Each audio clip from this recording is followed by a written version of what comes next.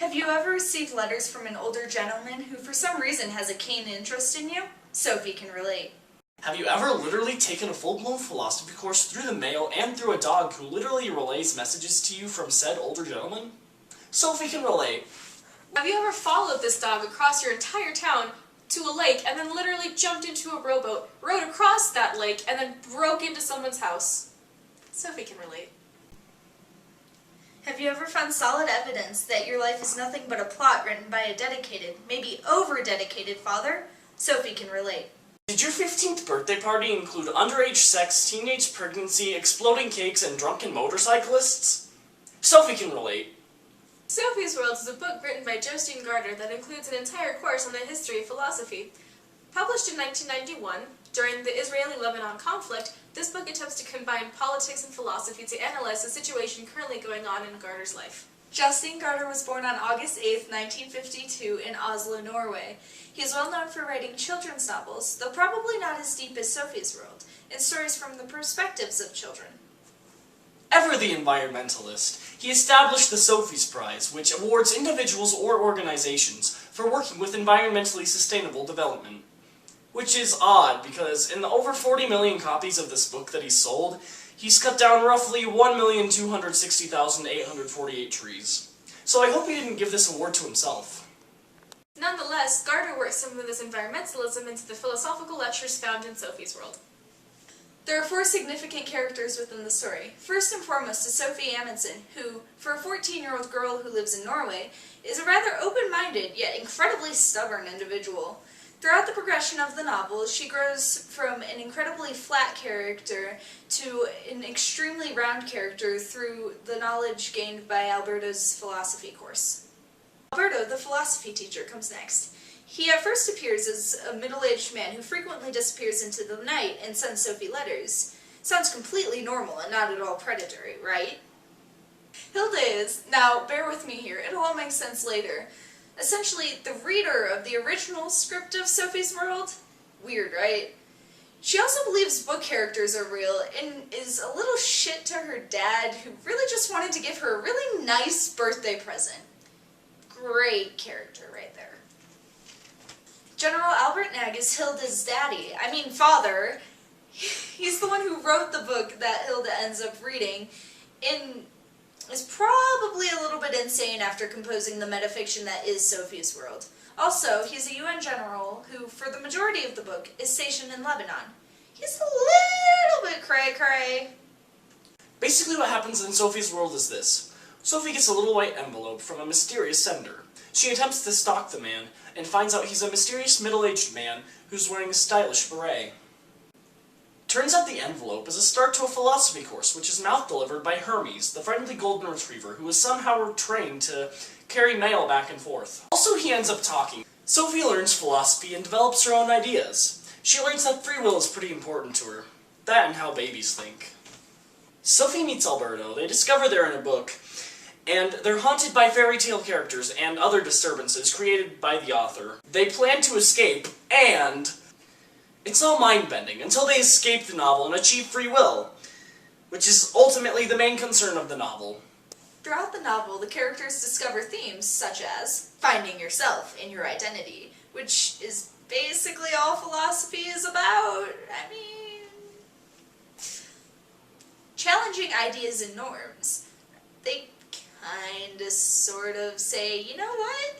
Characters don't need to be characters. We can be people in the real world, or whatever the real world might be. Also, Sophie's very much an advocate for women and children having their place in philosophy, so, achieving free will. This is like the core of Sophie's philosophy. It's what she's all about. And then, again, they also kind of escape from a book somehow. LOL. Besides all the plotty, charactery, themey parts of the book, our buddy Justine also throws in a lot of literary techniques, such as allusions and intertextuality. Since this is a book on philosophy, there are obviously a lot of references to the Bible, Shakespeare, Greek philosophy, all that kind of stuff. Basically, it's a giant textbook that draws on other historical texts to help it out. He also uses a lot of symbols, one of the big ones being the rainstorm towards the end of the book when Sophie realizes she and her entire reality are fake. It's a sign from their god, Albert, basically saying, yeah, you're right, you're insignificant, you don't matter, I'm in control. And then there's also the garden, which could be portrayed as the Garden of Eden, and it's also where Sophie falls from her reality, which is where she escapes from her book and into real world, into knowledge and things like that. And they also have simile and metaphors, but that's a given in almost anything you read. And then paradox is pretty much what this entire book could be classified as, since it's a book within a book, and it's also a book, and it's Inception. Now we can get the fun stuff going. Let's talk about why we love Sophie's World, shall we? Speak for yourself! Dear metafiction writers, stop it. Just stop it. It's not good. It doesn't work. Just stop. Just because Inception managed to do it once doesn't mean you can do it any better or just as well. You hit gold, you kept digging, and you just got trash. And I think at some point you just gotta realize it's not worth it, you know? It's such an obvious cop-out for people who have no ideas left in their writing. And add in a bunch of copyrighted characters like our buddy Jostein here did, Winnie the Pooh, Ebenezer Scrooge, everybody from any popular story you can think of, including Disney characters for crying out loud, and it's obvious he had no ideas left. It's pretty hard to analyze a book that goes between textbook and poorly written children's novels. It doesn't work, it never has worked, and all you get in the end is a train wreck that not even our dear King Leo could save you from.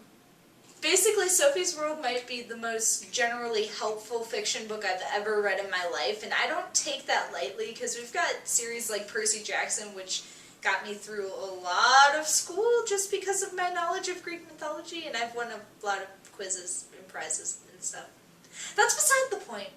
In this book, you not only learn about, like, all the major philosophers of the world, starting from ancient Greece and going through to modern times, which is kind of incredible, and it's all in terms that you can understand. Also, it gives you a chance to be like, yeah, I agree with Kant, and I disagree with Socrates, and you just start to develop your own philosophy, and that's kind of cool.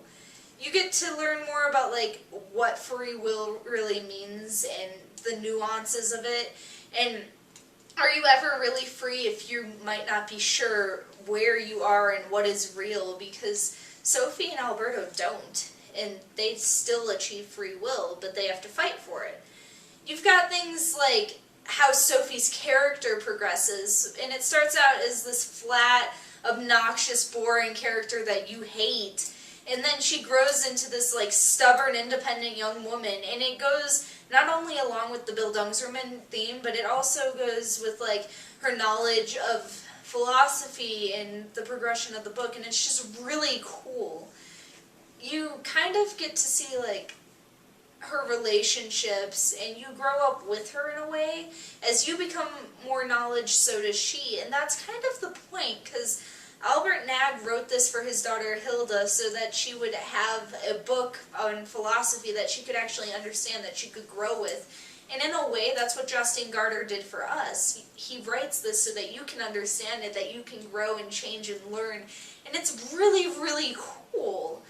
So, yeah, the metaphysical, paradoxical aspect might be a little bit crazy and obnoxious and confusing and really, really hurt your brain, but in the end, it's all so worth it, and I just really love this book. Although some of us may not have enjoyed it as much as others, you gotta admit, the novel was very relevant, especially in the field of philosophy, and it did cleverly implement both philosophy and the conflict between Lebanon and Israel into this novel. Why was that necessary? It wasn't. Okay.